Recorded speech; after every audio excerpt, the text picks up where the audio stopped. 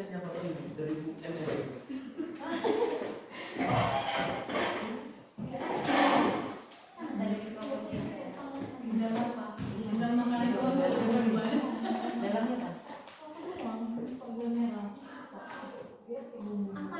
Mikrofon. Dari bawah ya, masih sekarang dari kemana? Iya, taruh di situ tuh bilang tadi. Yang itu enggak? Siapa tadi si Keisha yang bawa. Oh ini kan. Sampai nggak terlihat lagi loh. Loginya ya. Ada bro, kalau begini hilang. Kenapa ya itu Beci?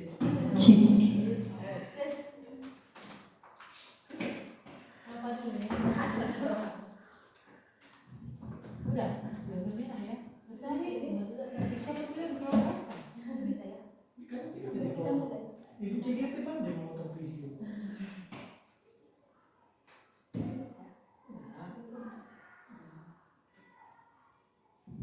Selamat siang Bapak Ibu.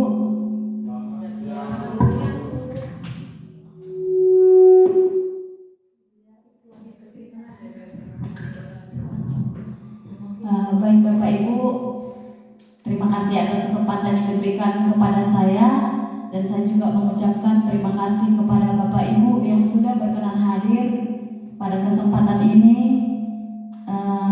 Di sini kita Bapak Ibu bukan mau menunjukkan siapa yang bisa, siapa yang ini, tapi kita di sini mau berbagi praktik baik. Jadi semoga nanti apa yang saya bagikan ini menjadi sesuatu hal yang sangat bermanfaat untuk kita semua.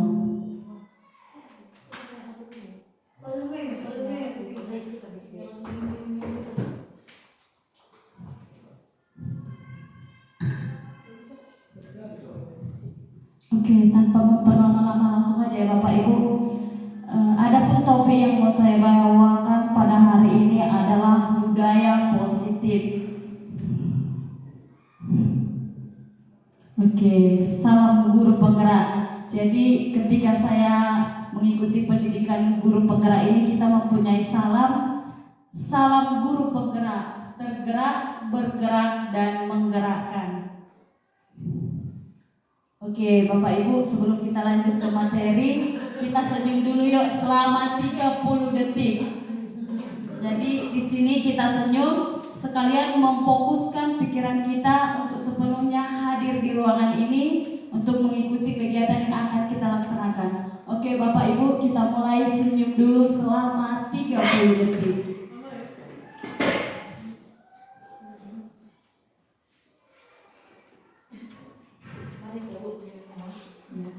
Boleh juga dipoto Bapak Ibu. Siapa tahu nanti pada akhir kegiatan ada undian untuk senyum terbaik selama 30 detik ini. Oke Bapak Ibu, kita kembali sudah ya. Harapannya setelah senyum selama 30 detik ini, hati dan pikiran kita sudah tersinkron untuk menerima materi ini. Oke, sebelumnya kita ada kesepakatan di dalam forum diseminasi ini. Yang pertama, mengikuti kegiatan sampai selesai. Yang kedua, jika ada hal yang mau Bapak Ibu sampaikan, silahkan angkat tangan. Oke Bapak Ibu, kira-kira ada lagi yang mau kita tambahkan untuk kesepakatan forum diseminasi kita ini? Atau pas? Kalau ada yang mau ditambahkan boleh Bapak Ibu. Pas ya? Oke, ini adalah materinya. Seorang guru yang baik harus memiliki kemampuan dalam mewujudkan budaya positif di sekolah. Budaya tersebut dapat dijalankan dengan menerapkan konsep-konsep inti seperti disiplin positif, motivasi perilaku manusia, keyakinan sekolah atau keyakinan kelas, kebutuhan dasar manusia, kemudian posisi kontrol restitusi, dan segitiga restitusi. Oke, kita lanjut. Yang pertama itu adalah disiplin positif. Disiplin positif merupakan suatu cara penerapan disiplin yang mengajarkan anak bertanggung jawab dan menumbuhkan kesadaran diri berdasarkan nilai-nilai kebajikan.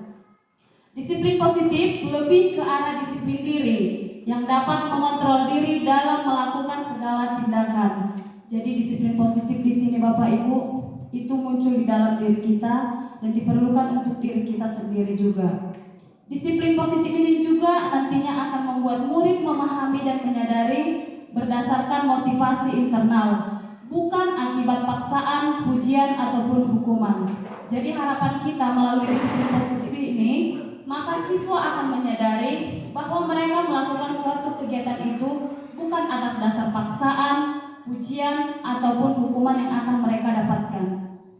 Oke, jadi 6 karakter dalam profil pelajar Pancasila ini yang akan mencerminkan disiplin positif seperti beriman dan bertakwa kepada Tuhan Yang Maha Esa dan berakhlak mulia, mandiri, berkebinekaan global, bergotong royong, kreatif dan bernalar kritis.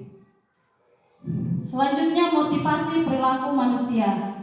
Ada 3 motivasi perilaku manusia. Jadi ada motivasi dari dalam diri manusia itu ada 3 hal ketika mau melakukan suatu tindakan. 1, untuk menghindari ketidaknyamanan atau hukuman.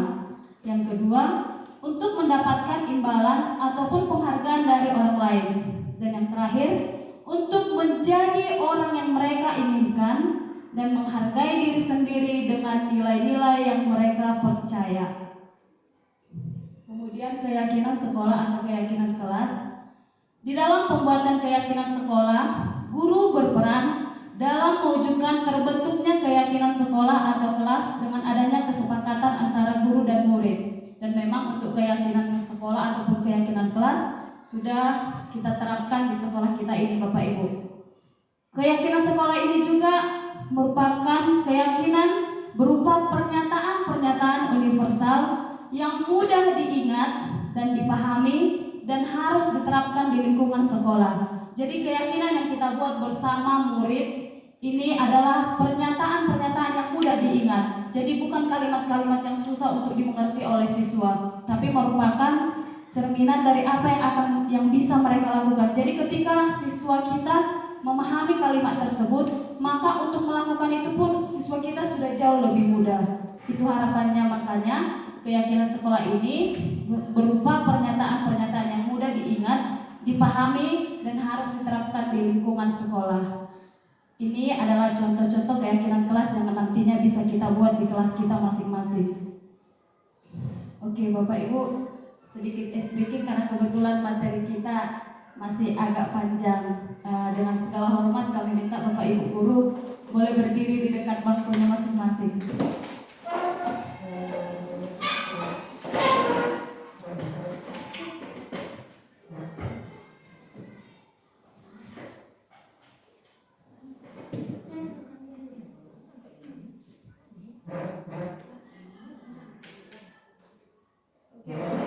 Sama nanti kita mempraktekkannya. Kurang apa dikit gitu.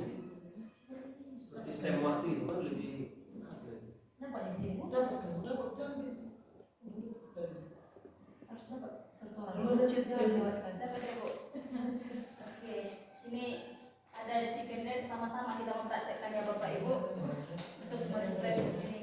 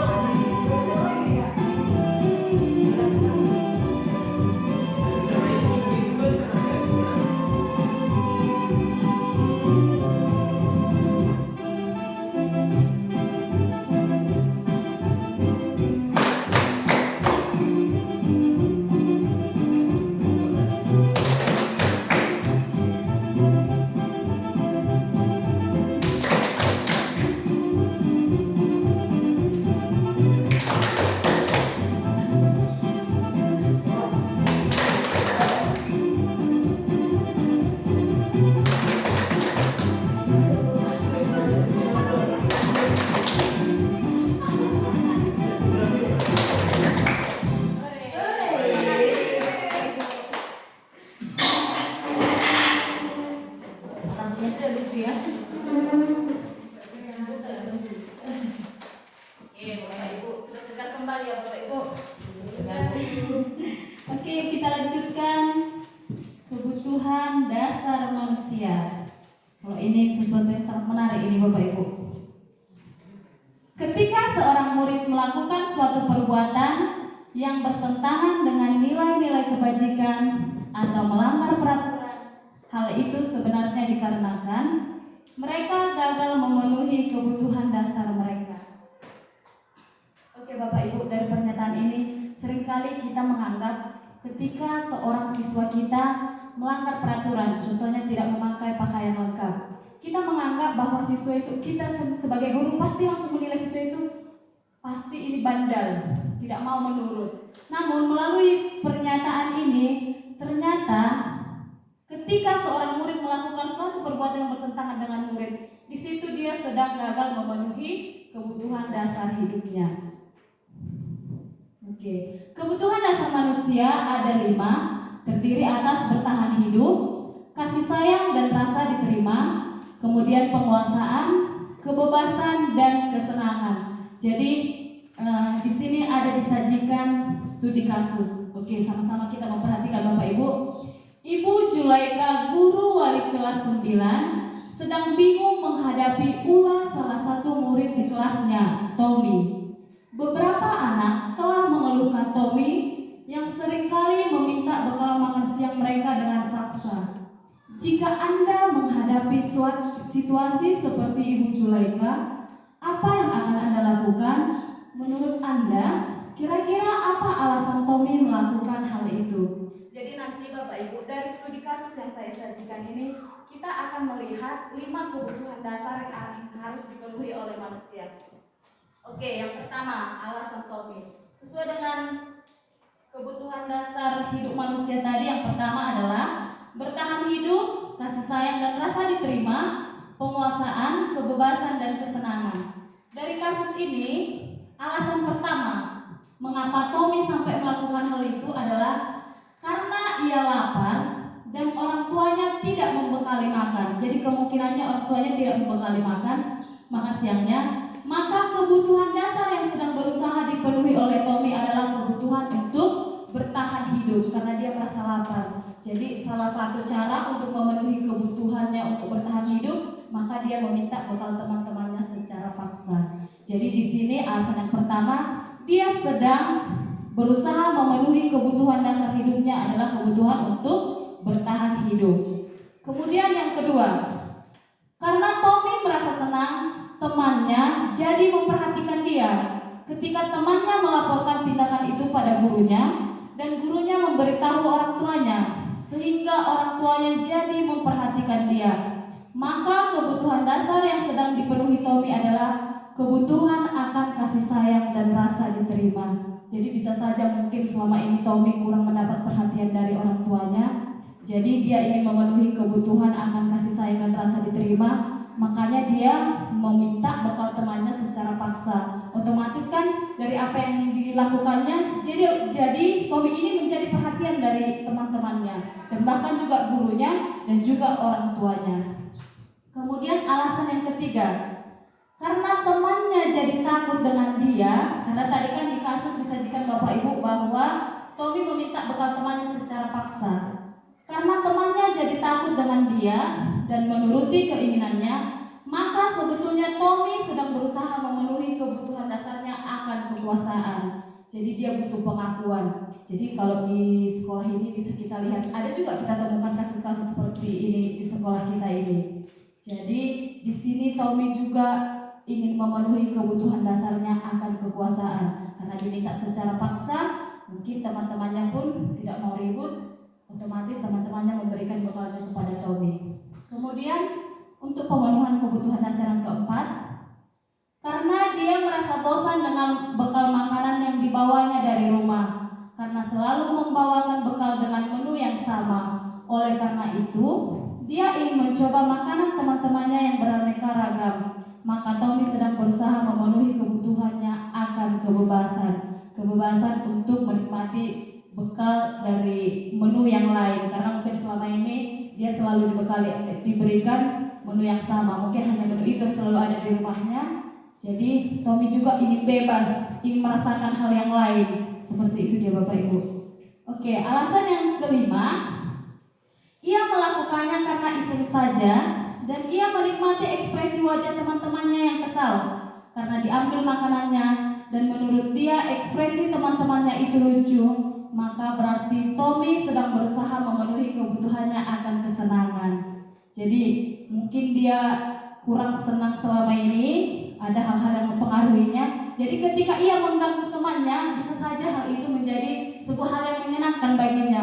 Melihat temannya menangis, melihat temannya merasa terganggu akan tingkah laku dia. Jadi di sini Tommy sedang berusaha memenuhi kebutuhan hidupnya akan kesenangan. Jadi inilah kelima hal dapat kita lihat dari kasus yang sudah ada, bahwasanya manusia itu memiliki 5 kebutuhan dasar. Jadi ini dia contoh yang lebih jelas yang bisa kita lihat Bapak Ibu. Kemudian selanjutnya adalah posisi kontrol guru. Oke, jadi ada 5 posisi kontrol kita sebagai guru. Nanti dari apa yang ditampilkan boleh kita tanya dalam hati kita, kira-kira kita termasuk di bagian yang mana ini dari yang 5 ini. Kelima posisi kontrol guru yaitu 1. Guru sebagai penghukum. Yang kedua, guru sebagai pembuat merasa bersalah. Yang ketiga, guru sebagai teman. Kemudian guru sebagai pemantau. Dan yang terakhir, guru sebagai manajer. Oke, jadi kelima hal posisi kontrol ini dapat kita lihat. Contohnya di dalam menghukum, penghukum, guru sebagai penghukum. Guru ditandai sikap yang dilakukan oleh gurunya di sini, dia seperti menghardik, menunjuk-nunjuk, menyakiti atau menyindir. Kemudian kalimat yang bisa kita temui pada saat posisi kontrol guru sebagai penghukum seperti ini kalimatnya, contohnya Bapak Ibu. Kalau kamu tidak melakukannya, awas ya, rasakan. Mungkin kita juga boleh kita sadari diri kita sendiri, apakah kita pernah melakukan atau mengatakan hal seperti itu kepada siswa kita, maka kita digolongkan sebagai guru penghukum. Hasil dari jika kita sebagai guru penghukum ini adalah siswa akan memberontak, menyalahkan orang lain, dan berbohong. Kemudian di posisi kontrol guru sebagai pembuat rasa bersalah, guru akan berbuat seperti berceramah dan mengatakan, seharusnya begini. Ibu kecewa dengan perlakuanmu begini. Itu menandakan kita membuat siswa itu menjadi merasa bersalah. Dan guru juga akan berkata dengan kalimat-kalimat seperti ini, kamu seharusnya melakukan ini. Kamu sudah tahu kan, ibu lelah sekali mengatakannya. Atau bisa juga ketika seperti ini, mungkin contoh yang lebih dekat, ketika seorang guru, seorang siswa rambutnya panjang. Contohnya saya ini, baru saya panggil siswa si A. Saya panggil seperti ini, anakku coba sini sebentar. Baru saya begini, tolonglah rambutnya dipangkas ya dek, nanti ibu dimarahi bapak kepala sekolah, seolah-olah ibu tidak mengingatkanmu untuk memangkas rambut. Jadi di situ kita berada di posisi kontrol, guru sebagai pembuat merasa bersalah, siswanya jadi merasa bersalah. Kemudian yang ketiga, guru sebagai teman. Jadi kita sebagai guru ini pun perlu juga menjadi teman kepada siswa kita. Dan dapat kita lihat perbuatan guru yang menjadikan siswa itu sebagai teman, membuatkan alasan-alasan untuk muridnya. Jadi kita membantu siswa kita menemukan alasan-alasan. Kemudian di kalimatnya ditandai dengan ayolah lakukan demi ibu. Kemudian masa kamu tidak mau? Ingat, ibu kan pernah bantu kamu gini. Itu bisa ditandai dengan kalimat-kalimat seperti itu, bahwa posisi kontrol kita sebagai teman untuk siswa kita. Hasil dari tindakan kita sebagai teman untuk siswa, maka siswa akan ketergantungan dengan kita. Jadi ketika siswa melakukan kesalahan, karena kita selalu menjadi teman untuk siswa ini, mungkin dia akan merasa seperti ini, aku ulangi lagi lah, toh juga nanti ibu itu akan membantu aku untuk menyelesaikan masalahku ini. Mungkin dia seperti itu ya Bapak Ibu. Kemudian posisi yang keempat adalah pemantau. Jadi guru di sini, tindakan guru yang dilakukan adalah menghitung dan mengukur berdasarkan data-data. Jadi di sini ada catatan-catatan untuk seorang guru. Kalimat-kalimat yang sering diucapkannya yaitu apa peraturannya, apa kesepakatan kita, bisa saja seperti itu. Kemudian di sini juga mungkin kemarin kamu sudah melakukan ini, kamu sudah 2 kali ditegur untuk memangkas rambut, ternyata tidak kamu lakukan. Kalimat-kalimat seperti itu yang nantinya kita ucapkan ketika kita berperan sebagai pemantau. Dan hasil dari posisi kontrol kita sebagai pemantau, maka siswa akan menyesuaikan diri bila diawasi. Jadi ketika kita tidak melihat siswa ini, maka dia akan melakukan kesalahan yang sama seperti itu lagi. Dan yang terakhir Bapak Ibu, posisi kontrol guru yaitu sebagai manajer. Untuk posisi manajer ini, guru berbuat mengajukan pertanyaan-pertanyaan kepada siswa, dan guru juga akan berkata apa yang kita yakini, apa yang bisa kita kerjakan untuk memperbaiki masalah ini. Hasil dari posisi kontrol sebagai manajer ini akan menguatkan pribadi siswa tersebut.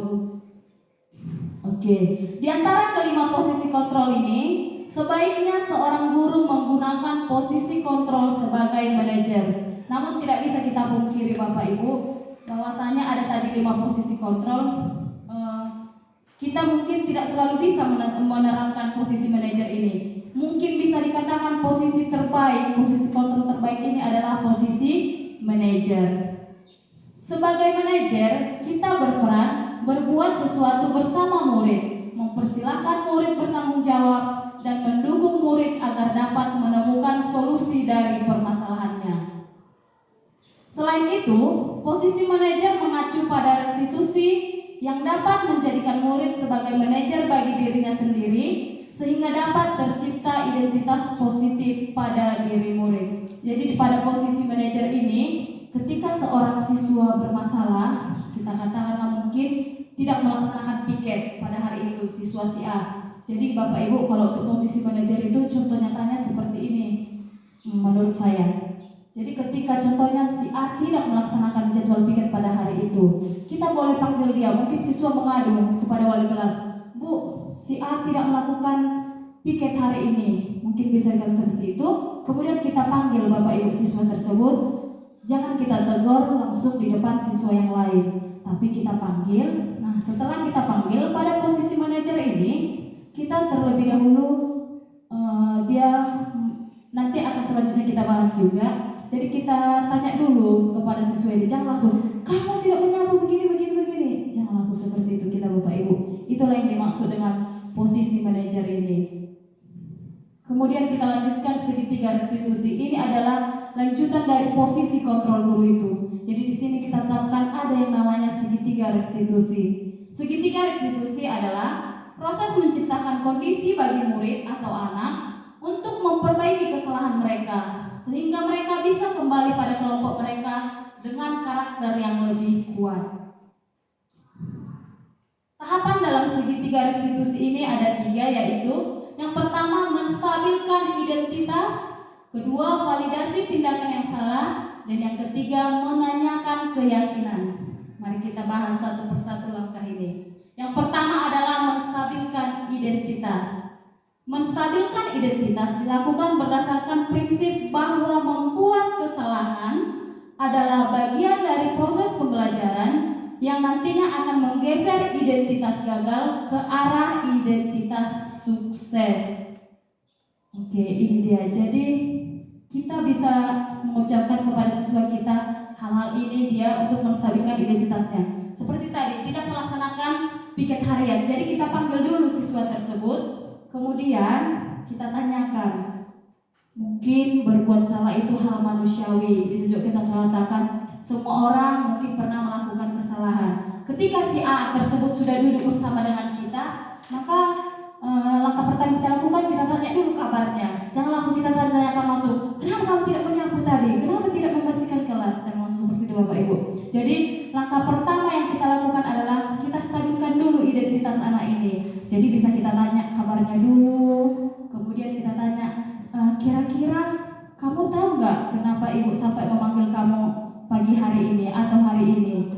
Jadi nanti setelah siswa mengatakan, baru kita mengatakan semua orang pernah berbuat salah. tidak ada manusia yang sempurna di bumi ini. Ketika kita menyampaikan kalimat-kalimat tersebut, maka siswa akan identitasnya kan sudah terstabilkan. Jadi kita akan dengan lebih mudah untuk menggali informasi dari siswa tersebut.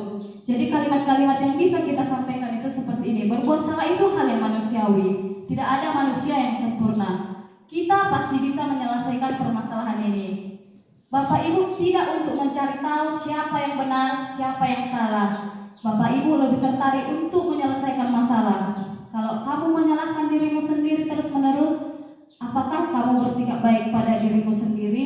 Jadi ini adalah contoh-contoh kalimat yang bisa kita ucapkan untuk menstabilkan identitas siswa. Kemudian yang kedua, langkah kedua pada segitiga restitusi adalah validasi tindakan yang salah. Validasi tindakan yang salah dilakukan berdasarkan prinsip bahwa setiap perilaku berupaya memenuhi suatu kebutuhan tertentu, sehingga guru atau orang tua akan bergeser dari pemikiran stimulus respon menjadi proaktif, serta akan lebih mengenali dan mengakui kebutuhan murid atau anak. Di dalam validasi tindakan yang salah ini, kita bisa menggunakan kalimat-kalimat kamu. Ketika tadi sudah kita tahu kira-kira apa latar belakang yang membuat siswa tidak melaksanakan piket itu, maka kita tanya, kamu pasti punya alasan mengapa melakukannya. Kemudian boleh juga kita katakan, kamu boleh tetap berusaha menjaga sikap itu, tapi tambahkan sikap yang lain yang baru. Maukah kamu belajar cara lain untuk mendapat yang kamu butuhkan tanpa harus memukul? Oke, contohnya seperti ini Bapak Ibu. Kita melihat siswa kita di sini emosinya kadang labil, kadang ditinggal sebentar udah ada aja yang berkelahi, gitu seperti itu. Jadi ketika mungkin si B bermasalah dengan temannya, pukul-pukulan, kita panggil ke kantor, kita validasi tindakannya yang salah. Jadi bisa kita tanyakan, mungkin kamu bisa menemukan cara lain selain memukul. Contohnya apa? Bisa kita katakan seperti itu. Di sini kita menggali informasi dan melakukan validasi atas tindakan yang dilakukan oleh siswa tersebut. Dan yang langkah ketiga adalah menanyakan keyakinan. Menanyakan keyakinan dilakukan dengan memberi pertanyaan-pertanyaan bermakna kepada murid atau anak untuk memunculkan motivasi secara intrinsik sehingga mampu mengaitkan keyakinannya dengan tindakan yang salah. Di sini kita akan menanyakan keyakinan yang sudah kita sepakati kepada si anak tersebut. Apa nilai yang kita percayai di sekolah kita? Itu bisa kita katakan. Kemudian nilai-nilai apa yang telah kita sepakati? Kamu ingin jadi anak yang seperti apa? Apa yang kamu rasakan? Ketika kamu melakukan itu, kamu mau menjadi orang yang seperti apa? Dan bisa juga Bapak Ibu lebih sederhananya kita menanyakan seperti ini. Masih ingat gak dengan kesepakatan kelas yang sudah kita buat? Kira-kira kesepakatan kelas mana ini yang kamu langgar? Boleh kita tanyakan ketika menanyakan keyakinan kepada siswa. Dan kita juga boleh mengatakan, apa usahamu supaya hal ini tidak terjadi lagi?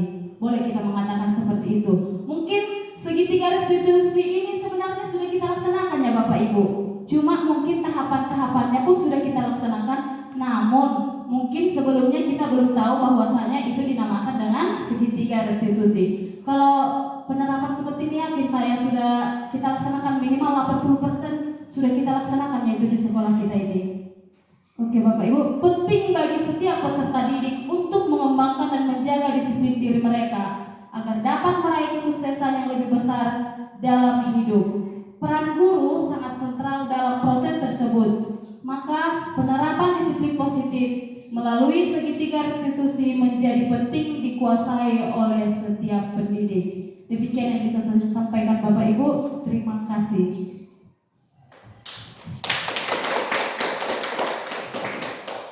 Oke Bapak Ibu, pada sesi ini kita boleh saling sharing, berbagi, berdiskusi terkait dengan disiplin positif ini. Kepada Bapak Ibu saya persilahkan.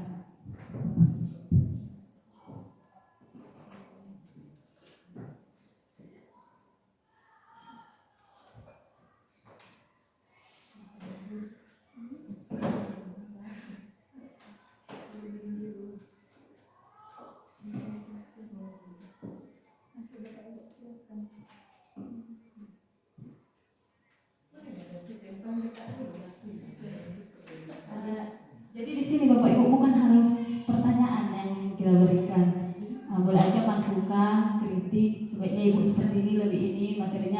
seperti itu Bapak Ibu. Oke, siapa kira-kira yang akan memulai? Oke, saya dulu ya Bapak Ibu. Bapak tadi ya, Pak. Oke, cukup menarik Bapak Ibu. Ini sebenarnya sudah ketiga kali Bapak mungkin ya mengenai budaya positif ini. Nah ini beberapa minggu yang lalu saya temukan gini. Kenapa kalau di luar saya siswa? Kenapa kamu di luar? Saya bilang saya disuruh di luar, nggak boleh masuk. Nah ini mungkin perlu Bapak Ibu kita diskusikan, bukan mau menyalahkan ya.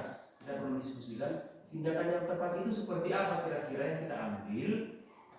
Berarti kalau tidak memperbolehkan masuk, berarti posisinya di bawah sekolah itu dari posisinya di penghukum ya. Nah, gimana kira-kira Bapak? Ini yang kita diskusikan sama-sama. Ayo, boleh dipimpin Ibu MS. Langsung saja saya dulu Ya, Pak. boleh. Oke. Kalau saya, ini menurut saya. Jadi mungkin kemarin itu Sioel ya Pak. Pak iya. Jadi kemarin itu Pak dia tidak baris. Jadi saya memang suruh dulu di luar karena saya mau ngasih materi dulu sama anak, baru saya akan rencananya mau saya ajak ke kantor. Rupanya dia langsung pergi rumahnya Pak. Jadi seperti itu. Tapi itu pun mungkin kalau saya sendiri memang tidak baik kalau kita biarkan siswa itu di luar. Ketika dia pun contohnya kasus tadi dia tidak baris. Oke, kita masukkan aja dulu dia kelas. Tapi setelah selesai pembelajaran, boleh kita ajak dia ke kantor untuk membicarakan mengapa sampai dia tidak baris, dan kemudian kita boleh menerapkan segitiga restitusi tadi. Itu menurut saya Pak. Berarti untuk ini kedepannya jangan lagi kita apapun kesalahan anak itu jangan kita biarkan jadi luar gitu lah ya. Mungkin kalau berarti itu waktu itu yang lakukannya. Iya Pak. Berarti kesalahan komunikasi lah kali ya. Iya Pak. Karena dia langsung pergi kemarin ke Langsung kantin, pergi ya. dan di situ pun dia kemarin sempat berbohong juga. Saya baris Bu. Gimana tadi kamu baris? Di dekat kelas 7. Oh, siapalah tadi kelas 7 yang dekat denganmu baris, siapa namanya? Lupa saya Bu, katanya gitu. Jadi saya juga ke kelas 7. Tadi kalian melihat Sioel baris? Siapa tadi yang dekat Sioel? Gak ada Bu, katanya. Oh udah, terima kasih. Baru saya ajak lagi dia, tunggu sebentar ya. Baru saya masuk ke kelas, dia langsung pergi lagi Pak ke kantin. Oke, baik.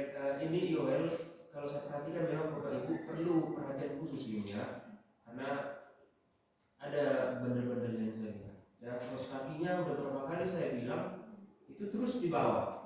Ada aja alasannya nanti terus ya. Jadi mungkin meskipun seperti itu kondisinya, tetaplah kita kasih perhatian juga sama dia. Jangan malah kita biarkan juga ya. Oke, itu manfaatnya kita Bapak Ibu sudah membahas ini sampai beberapa kali ya kan. Oke, boleh dilanjut. Oke Bapak Ibu, kita persilakan untuk Bapak Ibu guru yang lain.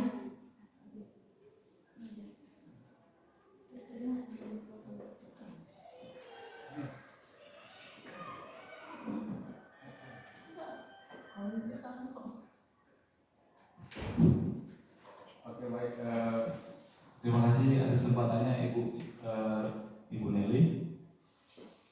Mungkin saya awali dulu dengan keyakinan bukan juga keyakinan keras juga sebenarnya, tapi ada ini boleh saya sampaikan gitu lah, karena juga ada beberapa sekolah. Bagaimana kira-kira kalau misalnya kita buat itu ada satu rule atau peraturan, nggak peraturan itu sih namanya, atau keyakinan sekolah gitu Pak, gimana kira-kira Pak? Jadi nanti misalnya adalah misalnya murid kita melakukan kesalahan gitu kan Pak, karena kalau dilihat dari budaya positif kita, guru itu kayak kalau misalnya ada salah pasti kita tanyakan dulu, coba kira-kira kamu di sini apa yang kamu lakukan? Apakah ini salah atau benar, gitu kan? Terus dia menyadari, oh saya salah ini Pak, gini. Oke, sekarang kalau kamu udah mengaku salah, apa keyakinan apa yang kamu langgar, gitu kan Pak? Nah jadi berarti kita butuh ada satu keyakinan, memang keyakinan yang besar sebagai pedoman kita untuk mengingatkan siswa gitu Pak. Jadi kalau menurut saya gini. Boleh nggak kalau kita buat satu keyakinan seluruh kita guru-guru, kita buat satu keyakinan sekolah, entah 5 ataupun 6 keyakinan, bahwasanya 6 keyakinan itu memang harus ada di diri siswa gitu. Jadi kalau misalnya mereka melanggar, kita bisa ingatkan keyakinan apa yang dilanggarnya gitu. Karena dari segitiga restitusi tadi ada namanya yang pertama tadi menghilangkan menstabilkan identitas siswa, lalu yang kedua ya,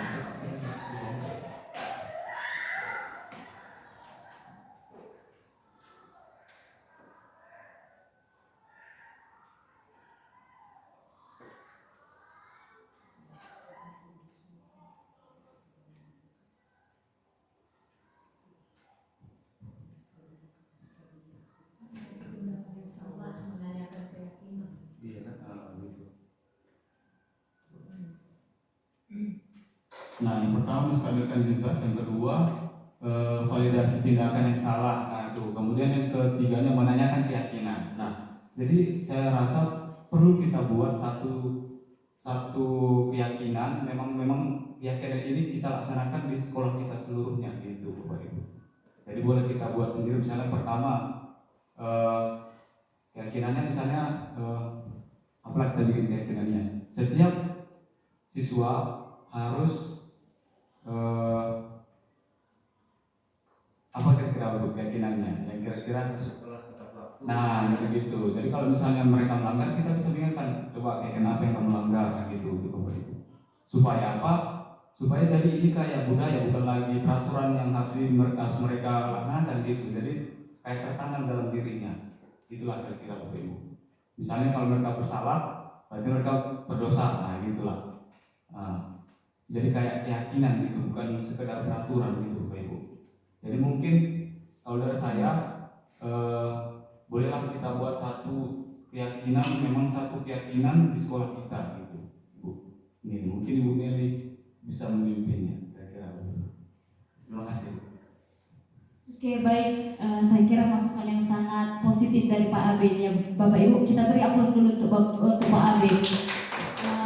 Saya juga setuju ya dengan Bapak yang sampaikan. Jadi mungkin di tahun ajaran baru nanti Pak, ini sekedar masukan. Kalau bisa kita buat aja dulu kesepakatan sekolah lah ya Pak, sekolah. Jadi kalau bisa mungkin di situ, karena memang di proses pembuatan kesepakatan ini harus melibatkan siswa, karena mereka aktor utamanya di situ. Jadi boleh nanti kita kasih post-it itu, kertas itu. Jadi mereka menuliskan dulu apa kira-kira keyakinan berasal dari mereka dulu. Kemudian nanti bersama dengan guru dan kepala sekolah boleh kita diskusikan. Setelah kita diskusikan, maka kita akan membuat sebuah kesepakatan. Dan saya rasa memang mungkin ataupun di papan tulis seperti itu atau suatu spanduk. Dan nanti di situ, kalaupun tidak semua siswa kita menandatangani, mungkin perwakilan, kemudian Bapak Ibu guru dan sekolah. Jadi itu memang kalau bisa ada terpampang jelas, kita tempelkan tadi mana. Jadi ketika siswa kita nanti melanggar dari kesepakatan itu, boleh kita suruh lagi untuk melihat keyakinan itu. Kira-kira begitu pendapatnya tadi ya Pak Abe. Ya benar sekali itu Pak Abe. Dan saya juga perlu saya kasih tahu juga Bapak Ibu, dari apa yang saya pelajari di pendidikan guru penggerak ini, untuk membuat kesepakatan kelas ini, jadi dia bersifat kalimat positif. Jadi kita mengurangi penggunaan kata-kata seperti dilarang menggunakan sepatu berwarna-warni seperti contohnya. Jadi kita buat dia dengan menggunakan sepatu berwarna hitam. Jadi nanti ketika mungkin ini kita laksanakan pada saat membuat kesepakatan kelas ini, kita juga memberikan pemahaman kepada siswa untuk membuat kesepakatan itu menggunakan kalimat-kalimat positif. Oke Bapak Ibu, guru yang lain masih ada tambahan, kita persilahkan Bapak Ibu. Sedikit Bapak Ibu sambil kita mungkin memikirkan saran atau pertanyaan boleh.